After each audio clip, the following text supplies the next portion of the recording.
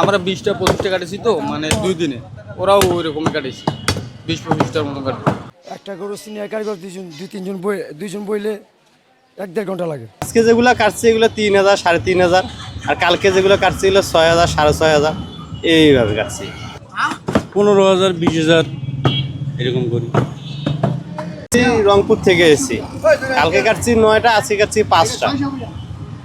আর কাটছি হলো ধানমন্ডি 6 গিরিং রোডে। আমরা আইছি 11 জন, 2 টিমে মিলে 22 জন আইছি।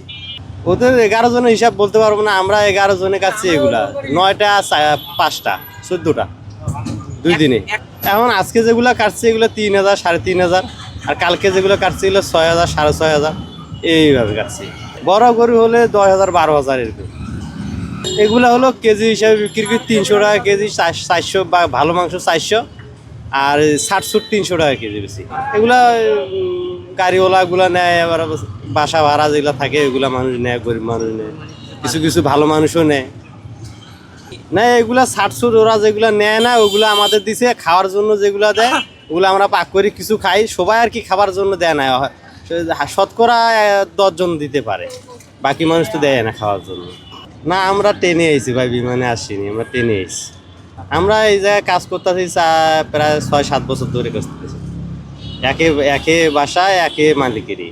আমরা ঢাকায় চলে আসি, আমাদের কর্মস্থল জায়গা আসার লাগবে, প্রতি বছরে আসি কষ্ট করে টেয়া কামাই করার লাগা, এই আর কি 10-12 হাজার করে পড়বে, এরকম পড়বে। যাবো আজকে বিকালবেলা চলে যাবো। 10টা গরু কাটছি, প্রতি বছরে আসি আমরা। আমি কালকে 11টা, আজকে 11টা গরু 60টা খাচ্ছি। আজকে হলে 5 নম্বর আছে।